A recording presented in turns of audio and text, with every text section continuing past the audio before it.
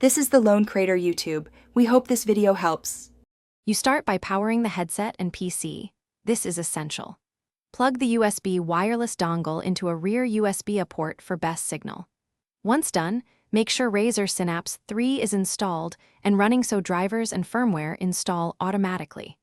Press and hold the headset pairing button until the LED flashes. This tells you the headset entered pairing mode.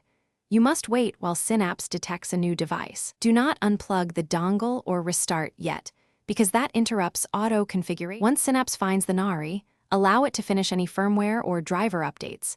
This ensures features like haptics and mic routing work. After updates complete, open Synapse and pick the Nari as the default audio device. Make sure spatial audio and headset equalizer are set to your preference. Then open Windows sound settings and confirm the headset appears as both output and input. If the mic is muted in Windows, unmute it and check levels. These steps align system and app routing for consistent audio.